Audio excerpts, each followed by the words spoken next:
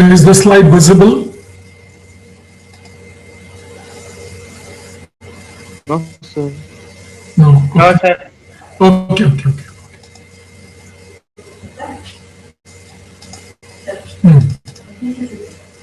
Huh? Yes, sir. Yes, sir. Okay.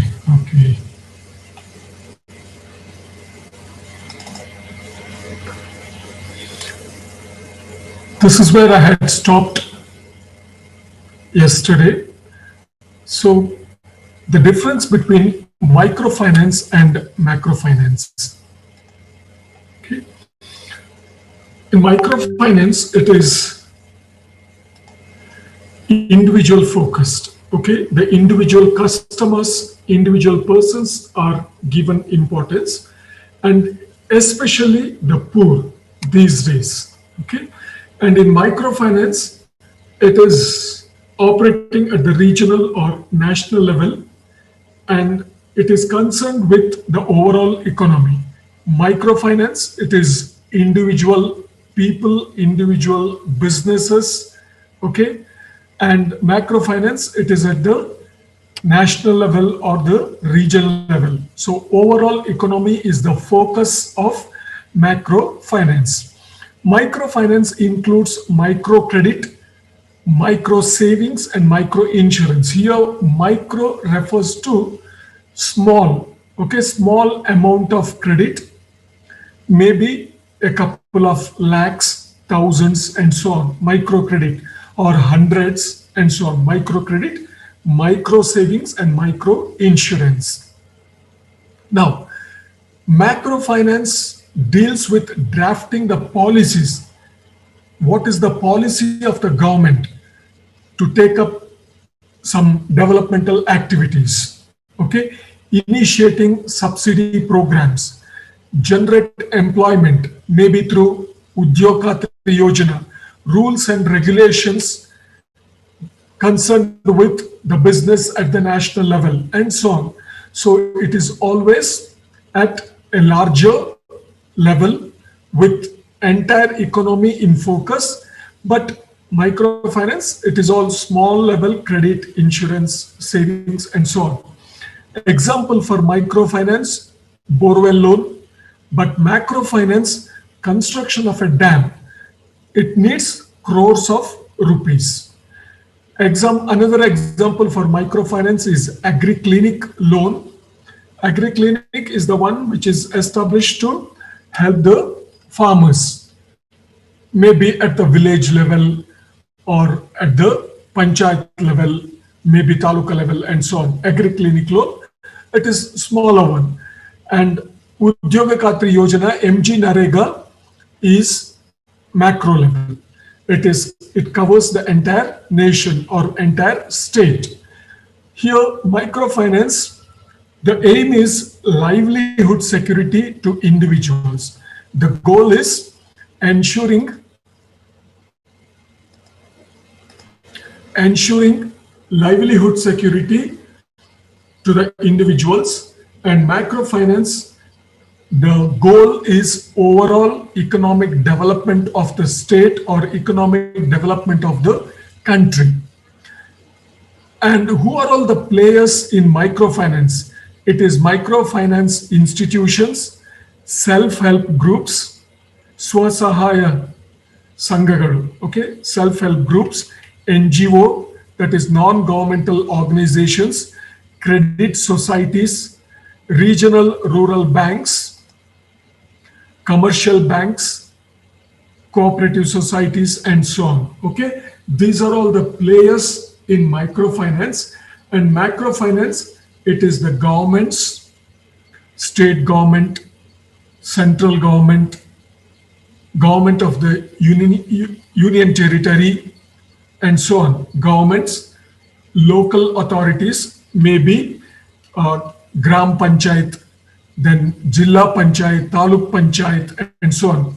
Local authorities, large corporations, public sector banks, okay, established businesses, all large scale businesses in the country. They're all the players in macrofinance. So microfinance, it essentially deals with small amount of money. Macrofinance deals with huge sum of money. Here it may be only hundreds or thousands or lakhs, but macrofinance, it is in multiples of crores, 100 crores, 500 crores, 1000 crores, and so on. It is huge sum of money. And what is the risk associated with microfinance? One, misuse of funds or diversion of funds. Okay, so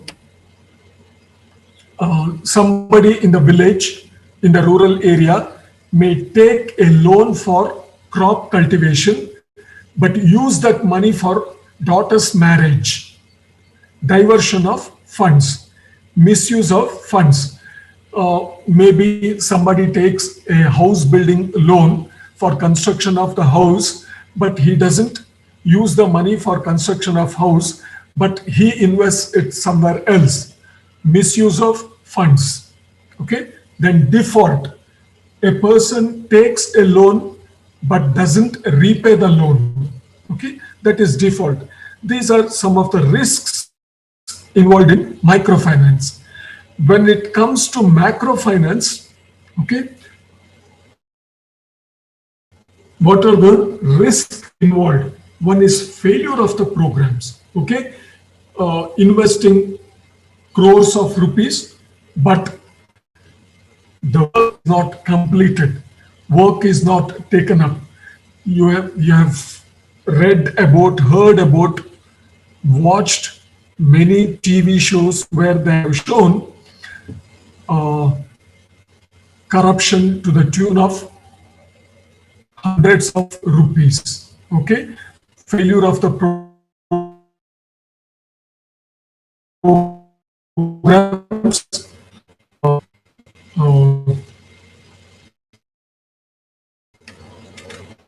For example, MG Narega, okay, there are allegations that actually the work is done using the JCBs, using the machineries, but payment is done in the names of workers.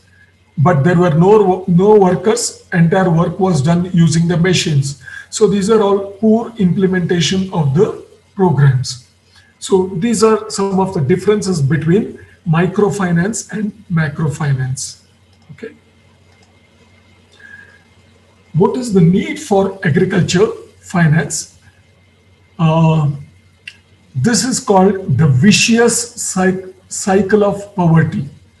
ವಿಷವರ್ತುಲ ಅಂತೀವಿ ಕನ್ನಡದಲ್ಲಿ ವಿಷವರ್ತುಲ. Okay, vicious cycle of poverty. Once you get into this cycle, it is very difficult to get out. ನಮ್ಮ ಜೀವನ ಕೂಡ ಅದನ್ನೇ ಹೇಳ್ತೀವಿ ಸಂಸಾರ ಅಂತೇಳಿ.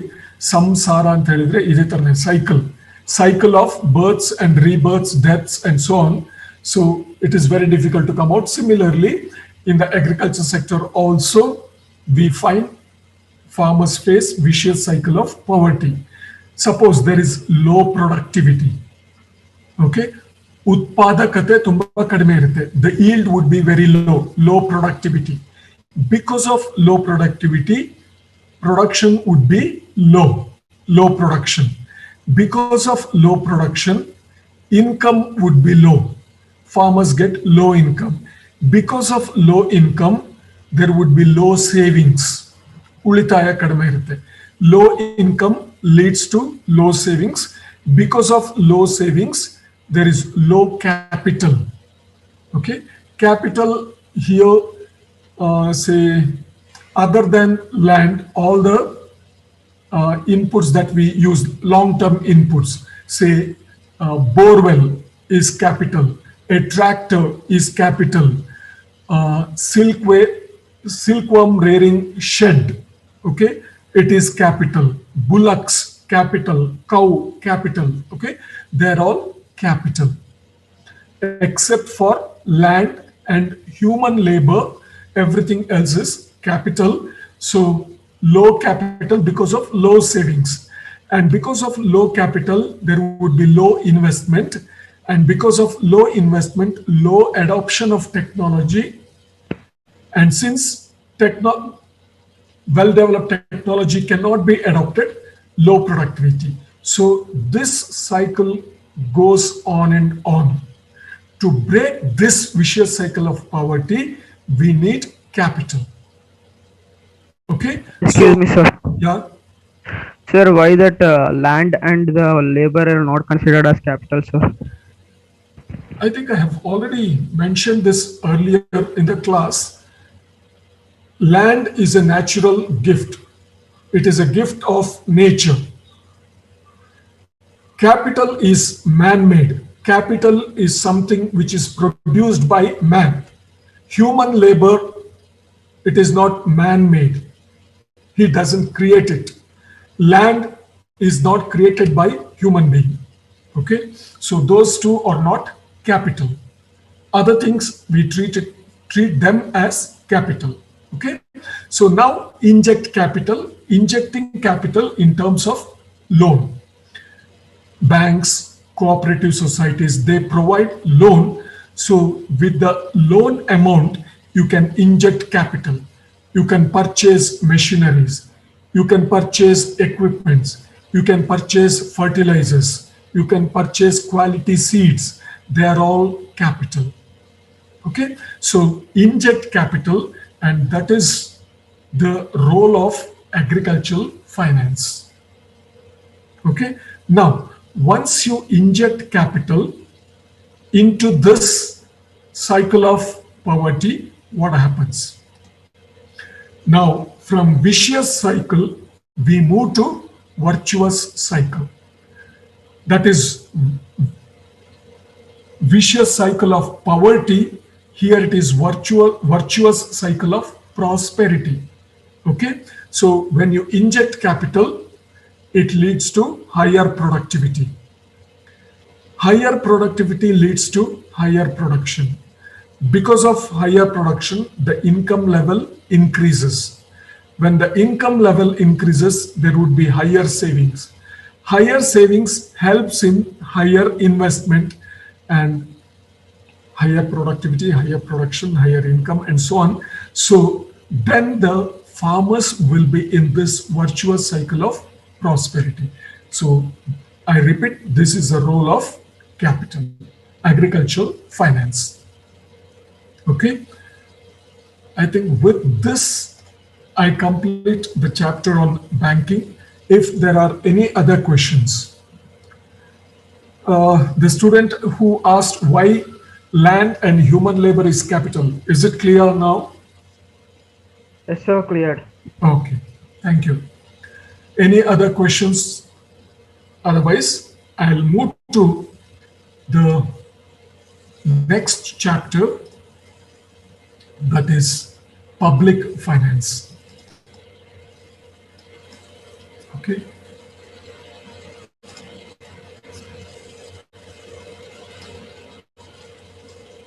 Public finance. What is the meaning of public finance? When we say public, here it refers to the finance of the government. Okay, here when we say public, it refers to government. So public finance is how the government gets money and how the government spends the money. Government receiving money, government expending money is public finance. Okay, so public finance deals with how a government raises revenue. Raises is collects. Okay, revenue is income. How the government raises revenue and how it spends the money raised or the revenue raised on its various activities. Government takes up various activities, and for that it needs money to spend. Okay, to spend money on these activities, government collects income, it raises revenue. So that is the whole gist of public finance. Public finance na purana idu. The definition: collection of taxes from those who benefit from the provision of public goods by the government. Okay. Now, government collects taxes from whom? From those who benefit from the provision of public goods. Now, when you travel on the main roads, the national highways, and in some places the state highways, suppose you want to move from Bangalore to Mumbai, there are a number of toll gates. Okay, toll is a tax. So there, all the vehicles plying, all the vehicles that move along the national highway, they have to pay the tax there. Okay, they have to pay the toll. It's a form of revenue for the government, toll. Okay, so who has to pay that? Those who get the benefit from the provision of public goods. So road is a public good.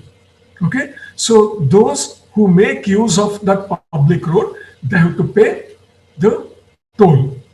So collection of taxes from those who benefit from the provision of public goods by the government and use of those tax funds. Government uses those tax funds toward production and distribution of the public goods. For what purpose the government collects the taxes? To create more public goods. Okay, the tax collected from the public is used for construction of dams, for construction of market yards, for construction of government hospitals or public parks, and so on. So it collects taxes from those who get the benefit, and the money collected will be used to create more such goods or services. Okay, so that is the definition of public finance. Now, what is the importance of public finance? One, public finance is one of the most effective instruments of state control over the economy.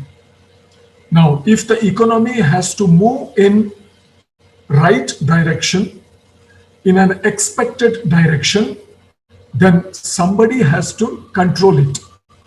And the government controls the economy through public finance because it collects taxes from the public and it spends money for the benefit of the public. Through those activities, okay, the government will have not absolute control. It is not dictatorship in India, but it will exercise certain level of control over the economy through public finance. The second importance of public finance is the state activities. When we say state here, it doesn't refer to Karnataka or Maharashtra or Uttar Pradesh or Rajasthan. When we say here state, state refers to government. Okay, the state activities which have to be financed by public revenue are ever expanding. So the activities of the government has been expanding. A few years ago, the pension scheme for agricultural workers, pension scheme for old farmers was not there. But since 2 or 3 years, that has been included. So the activity of the government has been increased. It has been expanded. Now, Krishi Samman Yojana, where the farmers are given directly transferred to their accounts, bank accounts, 6,000 rupees per year. It was not there earlier. Now it is being introduced. So the state activities which has to be financed by public revenue, from where that 6,000 rupees per annum comes? From the taxes, from the public revenue. They are ever expanding.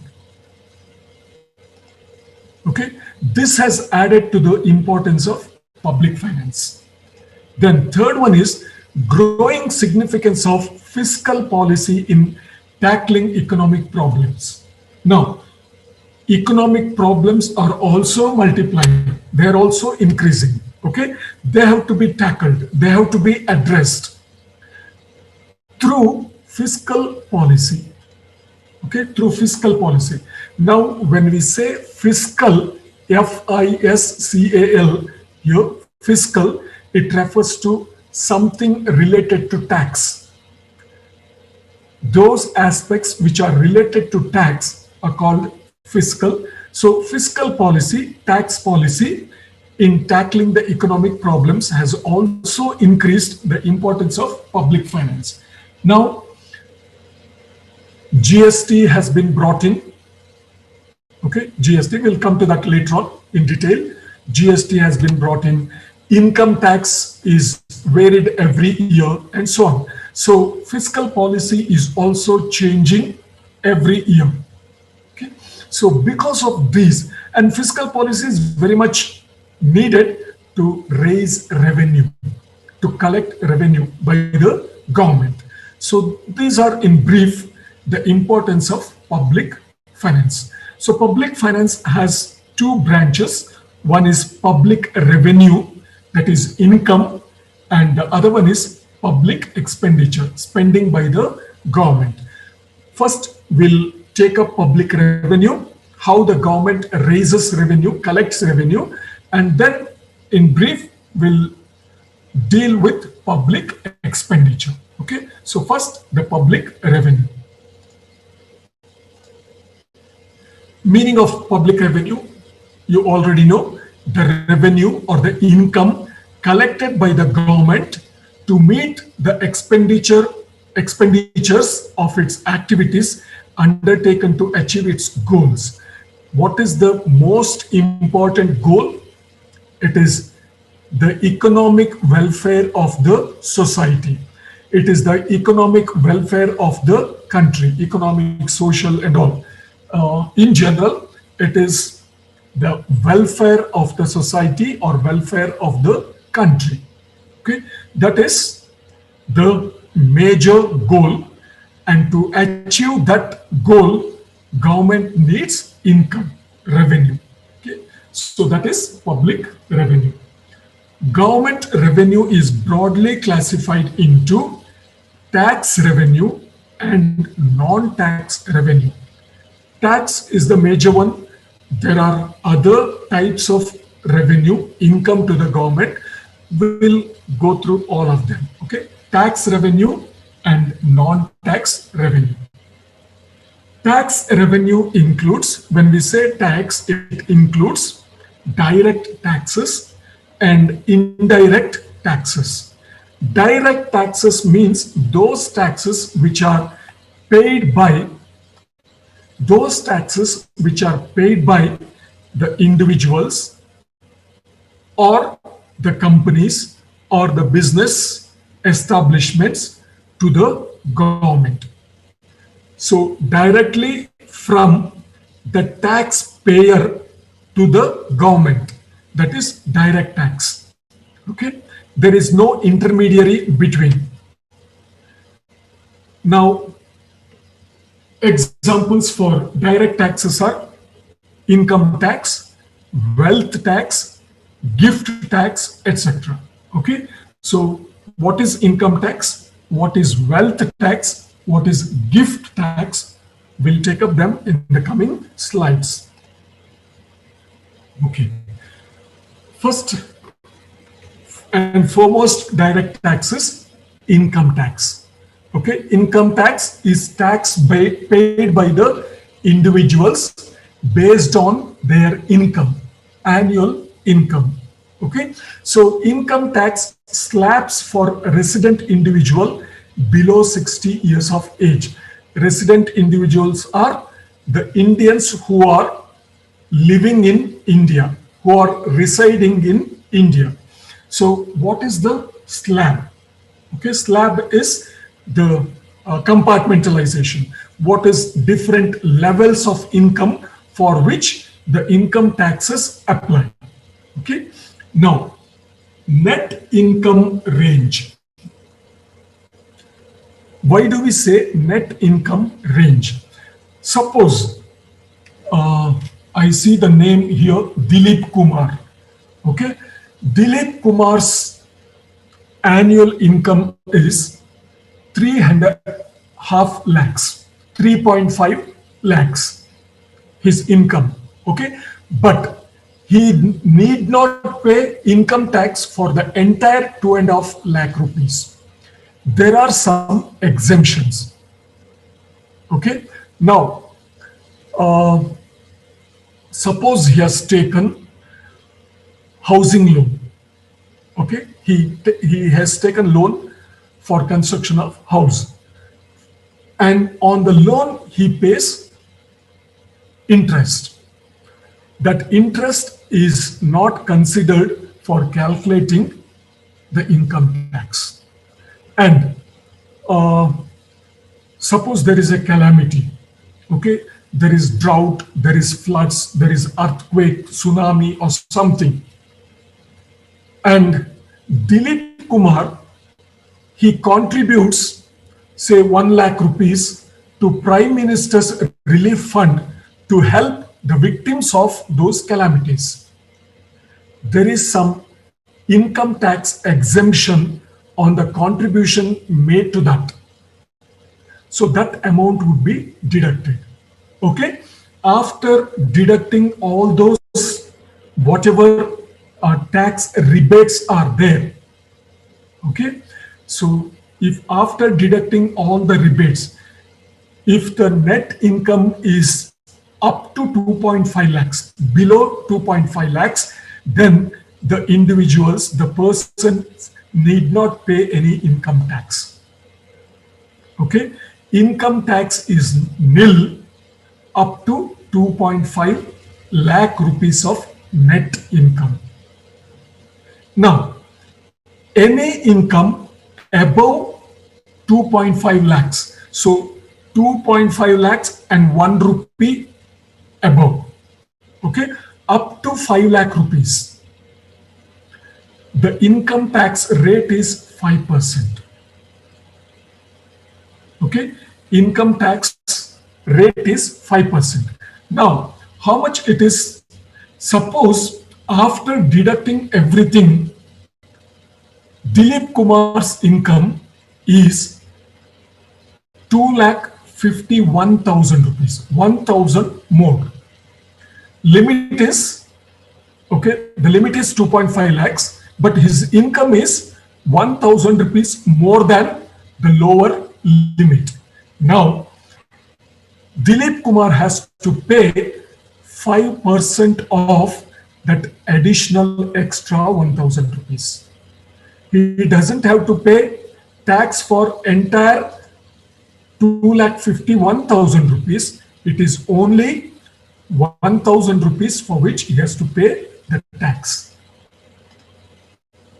Okay. How much is 5% of 1,000 rupees? 50 rupees.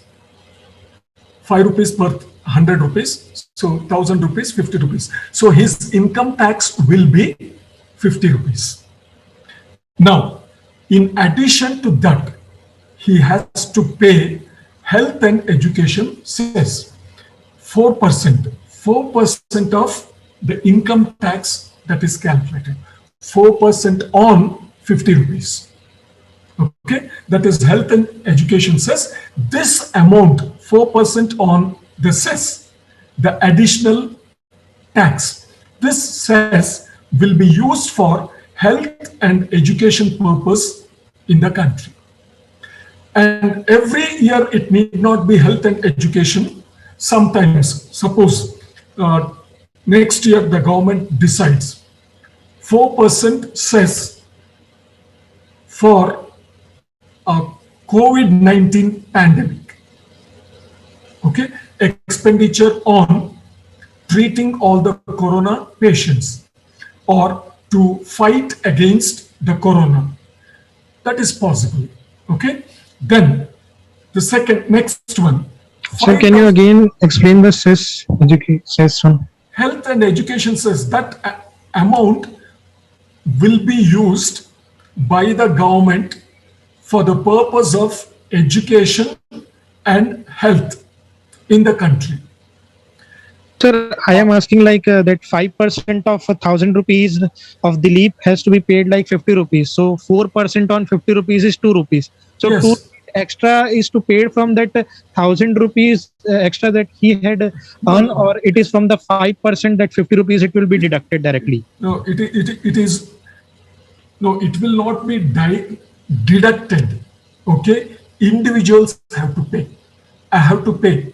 But Okay, for me, the university deducts. Okay, when Yes, sir. every month when I get the salary, the controller's office in the university, which gives the salary, they deduct the income tax, and income tax is deposited with the income tax department of Government of India. The Government of India doesn't deduct. As individuals, we have to pay. And for us, the university does the work. Okay. Yes. Now, this 4% is on the tax. Okay. The income tax which I have to pay, on that I have to pay the cess. Is it clear? Yes, sir. Okay. Now, if the income is 5 lakhs, more than 5 lakhs, up to 10 lakhs, okay, then the income tax rate is 20%. 20% of what? 20% of the income above 5 lakhs. But if it is below 5 lakhs, the maximum you have to pay is 12,500 rupees. It is between 2.5 and 5. What is the difference? 2.5 lakhs, right? From 2.5 lakhs to 5 lakhs, the difference is 2.5 lakhs. And 5% of 2.5 lakhs is 12,500. Okay? 5% of 2.5 lakhs is 12,500. If your income is more than 5 lakh rupees, that is the net income, more than 5 lakh rupees, minimum you have to pay is 12,500 rupees. That is only 5%.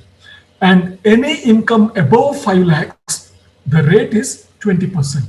So if your income is 5 lakh 1,000 rupees, okay, your income is 5 lakh 1,000 rupees, then you have to pay 12,500 rupees, which is the minimum. That is from 2,500 to 5 lakh rupees, minimum 12,500 plus 20% of 1,000 rupees. So it will be, how much is 20% of 1,000 rupees? 200 rupees. Okay. So your total income tax would be 12,500 plus 200, 12,700 rupees, and 4% cess on 12,700 rupees. Clear? Okay. Yes, Now, sir. okay. Now, if your income is beyond 10 lakh rupees, more than 10 lakh rupees, then the minimum tax you have to pay is 1,12,500. This 1,12,500 is 12,500 minimum up to 5 lakhs, and from 5 lakhs to 10 lakhs, that is 20%. 20% of 5 lakhs is 1 lakh. So 1 lakh plus 12,500, 1,12,500. So if your income is more than 10 lakh rupees, the minimum income tax you have to pay is 1,12,500 rupees. Then any amount above 10 lakh rupees, the tax rate is 30%. So if your income is 10 lakh 1,000 rupees, then you have to pay 1,12,500 plus 30% of 1,000.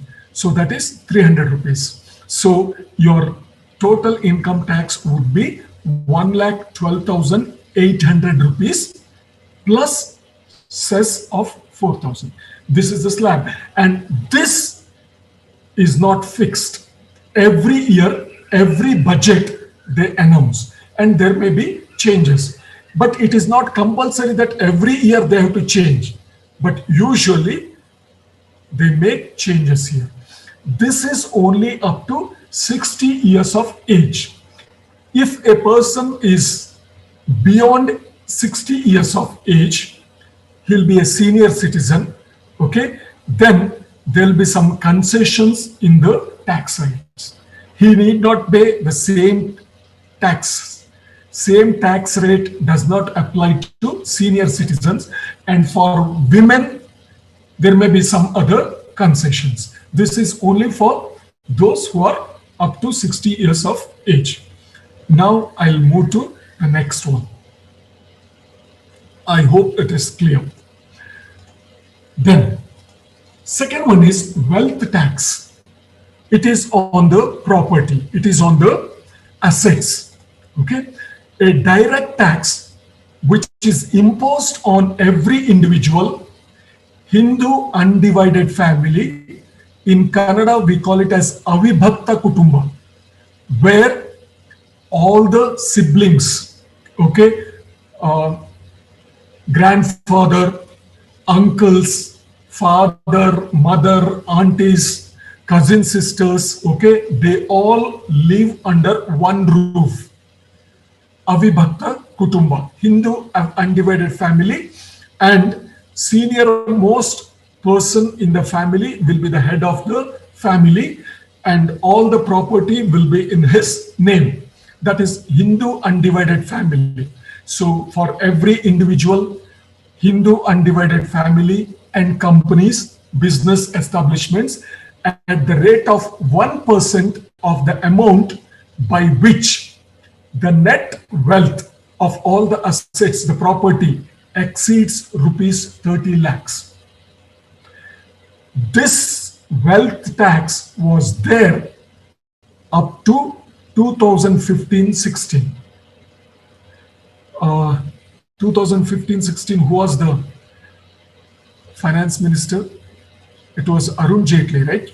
So then this was abolished. This was changed, okay? Wealth tax. So wealth tax was abolished in the budget of 2015, effective from the financial year 2015-16, as the cost incurred for recovering taxes was more than the benefit it derived. So the tax amount collected was more than the cost of collecting taxes, okay? Because, you know, it is human tendency, especially in India, we try to avoid taxes and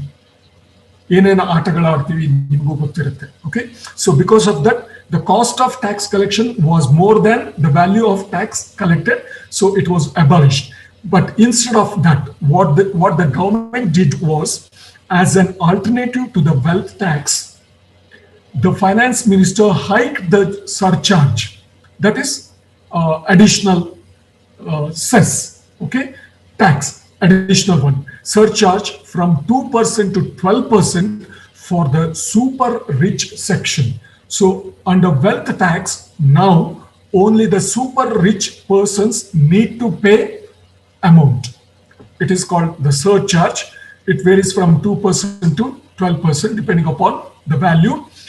Individuals with an income of above rupees 1 crore, okay, per annum, 1 crore, and companies with an income of over 10 crore rupees fall under the ambit of super rich segment.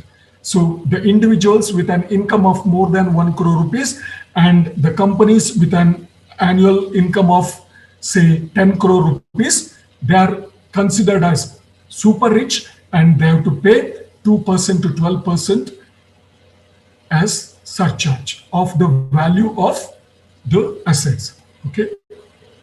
Gift tax. The third one is gift tax. Any sum of money or immovable property like land, buildings, other gifts like shares in the companies, okay, shares, jewelry, gold, silver, diamond, and so on, jewelry, etc., received by an individual or Hindu undivided family in a particular financial year without consideration. Without consideration is earlier while discussing about income tax, I said that net income. If Dilip Kumar's annual income is 3.5 lakhs, after taking away all the concessions, all the rebates, his net income is say 3 lakh rupees. Okay, so at income is 3.5 lakhs. For calculation of income tax, the net income is 3 lakh rupees. That 50,000 difference consideration. Okay, without consideration, the aggregate value of which exceeds rupees 50,000 is taxable on recipient. Okay, now what they say is, if the gift you receive, maybe from a friend, maybe from somebody, you receive a gift, and the value of gift is up to 50,000 rupees, that is for the entire year. If it is up to 50,000 rupees, there is no gift tax. But if the value of the gift is more than 50,000 rupees, say 50,100 rupees, while calculating income tax, what we observed, up to 2.5 lakhs, no income tax. Above 2.5 lakhs, suppose it is 2,51,000, then the tax will be applied only on that extra 1,000 rupees. But here it is not so. That's why they mention without consideration. That means if the value of gift is 50,100 rupees, then the gift tax will be on the entire 50,100 rupees and not just 100 rupees. That is without consideration. Did you get that? Did you understand that? Yes, sir. Okay. Now, how this tax is imposed, how the tax is calculated. What they do is, they don't take 50,000 rupees separately and calculate gift tax. What they do is, this gift amount is added to. If the total amount is more than 50,000 rupees, that gift amount is added to income tax. Suppose a person's income is 9,98,000 rupees, 9,98,000 rupees, the tax rate would be 20%. But if he gets an income of, gift of 60,000 rupees, then this 60,000 will be added to 9,98,000 rupees and it becomes 10,58,000 rupees. He moves from 20% tax rate to 30% tax rate. Is it clear? Is it clear? Yes, sir. Okay, good. Now, indirect taxes. So that is about direct taxes. Now we'll come to indirect taxes. Examples are custom duties, excise duties, expenditure tax, sales tax, value added tax, and now GST. Now, most of these taxes have been removed and they have been merged in GST. Now we have GST. GST is common throughout the country these days, but we'll look into what is the meaning of custom duty, excise duty, expenditure tax, sales tax, VAT, and finally we'll come to GST. Okay. Now, what is custom duty? Custom duty is something which is related to imports and exports. Goods coming into the country, goods going out of the country. Any tax related to that is custom duty. Okay. Now, taxes on goods that is imported and exported, often payable at the port of entry. This amount is paid at the point of entry or exit, okay, of airport or seaport. Seaport is harbor, either in the airport or in the harbor. And if it is through roads at the border, okay, there they have to be paid. It is also referred to as border taxes because it is movement of goods across the border of a country. So custom duties. Expenditure duty. Sorry, expenditure tax. Now, this is the tax that a person has to pay when he gets the services in luxury hotels. Okay, suppose tomorrow you want to go to Lalit Ashoka Hotel in Bangalore, stay there for 1 or 2 days, have food in Ashoka Hotel or maybe Leela Palace Hotel, okay, and such 5-star hotels, star hotels, then this tax will be applied. Okay, you don't directly pay to the government, so it is not direct tax.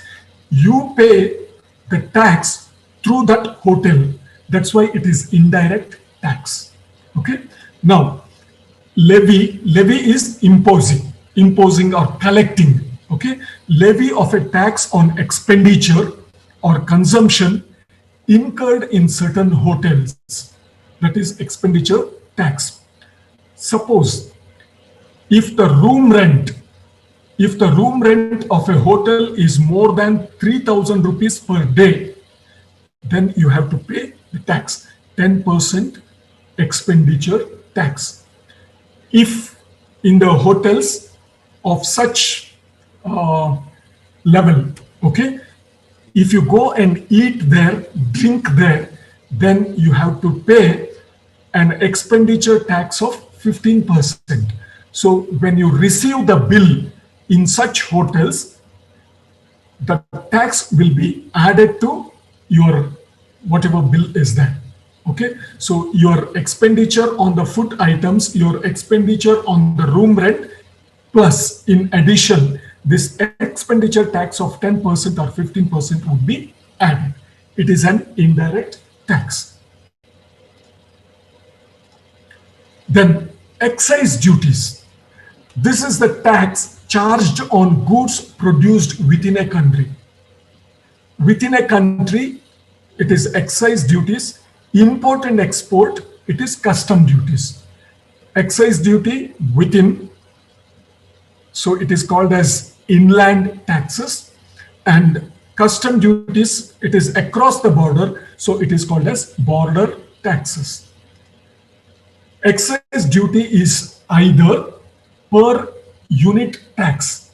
It is also referred to as specific tax imposed according to weight. Okay, it is imposed according to weight. Per kg, so much tax. Say 5% per kg. 5% per kg tax. That is excise duty. That is called as specific tax or per unit tax. There is one more which is called as ad valorem tax, which is imposed according to the value of the commodity. Okay, value of the commodity. Now, suppose if it is specific tax, 5 rupees per kg. Okay, 5 rupees per kg is the tax. Suppose same specific tax is imposed, is levied on both salt and gold. Will it be acceptable? 5 rupees per kg. 5 rupees per kg, 1 kg of salt may be 25 rupees. 5 rupees on 1 kg. So 25 rupees plus 5 rupees, 30 rupees. gold, 1 kg, it is 45 lakh rupees. 1 kg gold, 45 lakh rupees, on that 5 rupees tax. So 45 lakhs plus 5 rupees. Is it acceptable? No. So gold, it will be on the value of gold. So it is ad valorem tax. Now all these things are merged with GST. Okay, but exception is few goods like petroleum and liquor. Petroleum and liquor, still excise duties are operating. Otherwise, for all the other goods, it is merged with GST. Okay. Next one is sales tax. Sales tax is a levy on purchase and sale of goods produced or imported in India, sold for first time. Okay. Now you import a car. You are a car dealer. You import a car from some other country. You have to pay the custom duty. And when I purchase from you the car, okay, for the first time, when I purchase it from you in India, I have to pay the sales tax. Okay. Then VAT. VAT is value added tax, form of collecting sales tax under which tax is collected in each stage on the value added of the goods. You sell cotton to the merchant, tax is added. Then you manufacture the cotton bales and sell it to the persons who prepare the cloth, tax is added. And cloth is sold to garments industry and they produce the dresses, tax is added. This is value added tax, but now it has been abolished and it is merged with GST. Okay. Earlier, VAT was there for intra-state dealings, okay, within the state. And if it is between the states, then there was CST.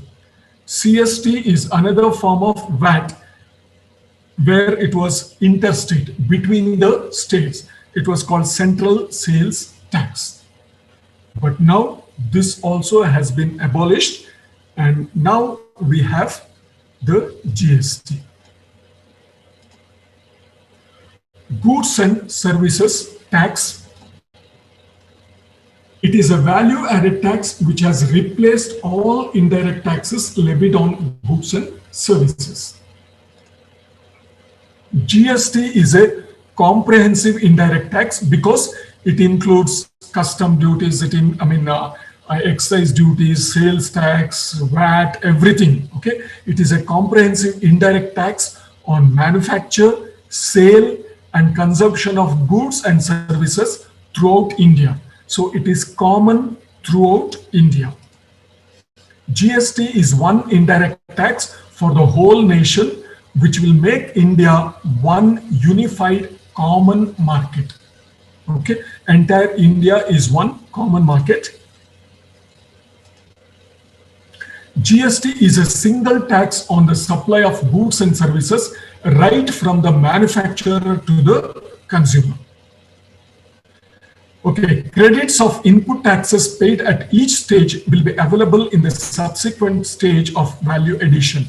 What it means is when I purchase the inputs, okay, I have paid the tax, but when it moves to the next person and he pays the money,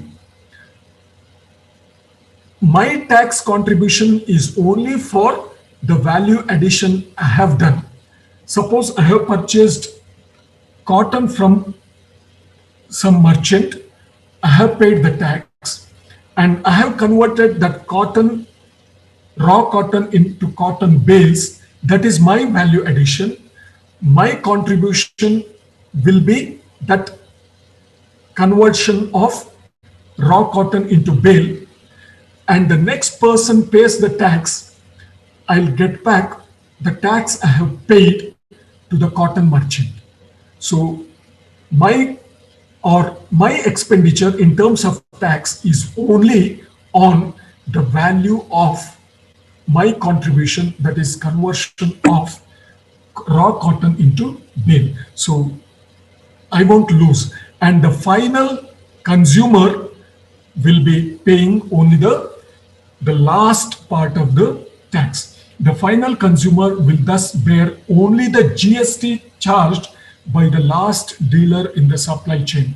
So consumer will pay the GST charged by the garment or your retail outlet.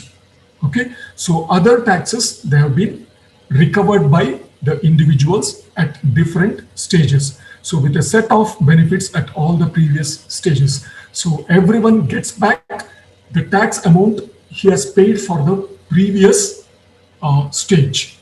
So everyone pays tax only for his contribution.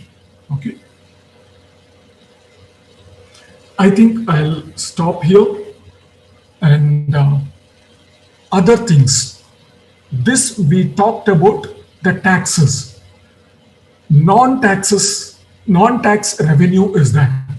Okay. Government also gets income from other sources other than tax. What are those things? I'll take up in the next class. Next week. Next week, the classes continue. Though there is lockdown in the state, our online classes will continue. Okay?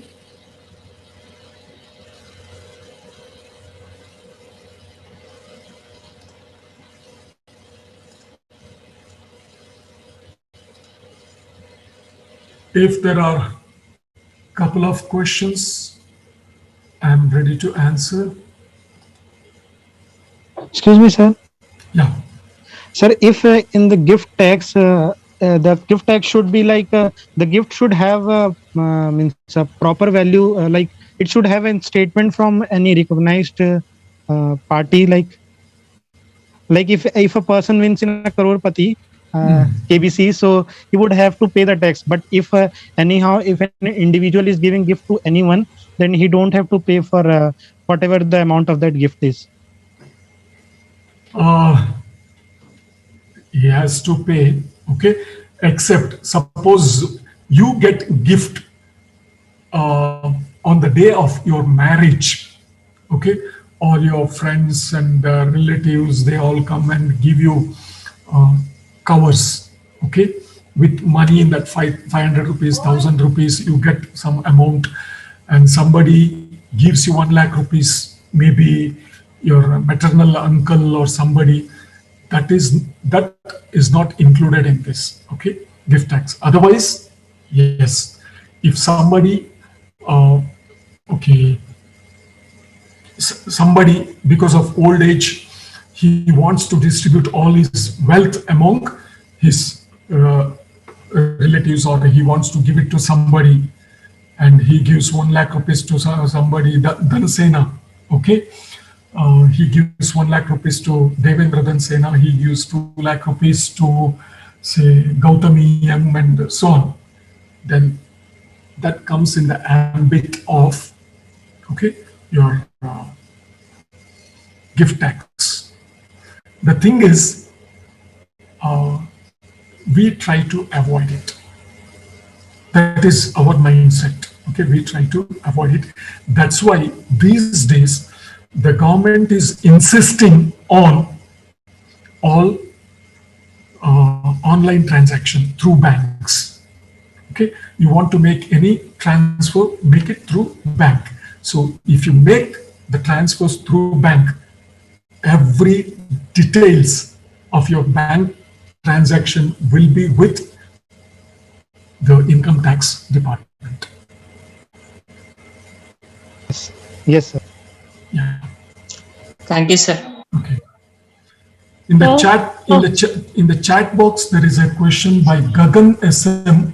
Sir, what is maximum retail price, and we as consumers can buy a commodity at a lesser price than MRP? Okay.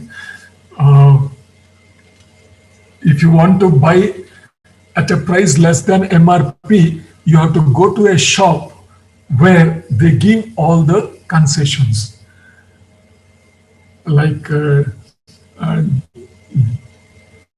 DMart and Big Bazaar and so on. Okay, they sell at less than MRP, and these days even the small shopkeepers, they have started giving all these concessions. Okay, MRP is that. So less than that, if somebody offers you the goods, you can happily purchase it. Okay, DMart and all, yeah, they sell at lesser price. So, Huh. excuse me, sir. So you told about that if anyone by his or her own will donates to the PM fund for any relief care or like PM care fund, Huh. then there will be a rebate in the income tax, sir. But Yeah. if he is donating by his or her own will, sir, then Own- there will be own will, sir. Own will, sir. Huh, huh, huh. By his or her own will, sir, if anyone is donating in the PM Care Fund or any NGO or any organization, sir, governmental or non-governmental organization. Okay. The thing So is, okay. Ask me. then, sir, the income tax rebate will be on all, sir. The thing is, there should be a proof for you having donated it. Okay, and that has to be approved by the income tax department. Many schools, okay, and maybe old age homes and all, they get that permission from the income tax department, and in the receipt, okay, in the receipt given by those schools, old age homes and all, they mention it under income tax act of so and so section, income tax rebate is given. If you produce that receipt, okay, because you have to submit your income tax details every year to the income tax department. Okay, when you submit the details, you have to attach the receipt, I mean, as a proof. Okay, if you have that receipt and that number is quoted, then they will give you the tax rebate, otherwise no.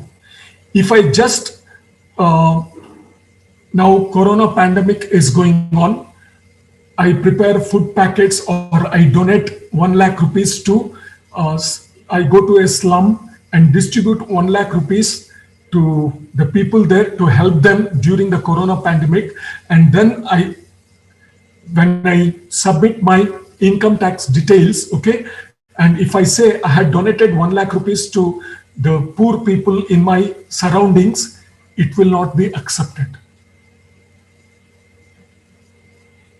Yes, sir. There must be some Okay. proof for that. Okay. Thank you. Okay. Thank you, sir. Thank you. Bye.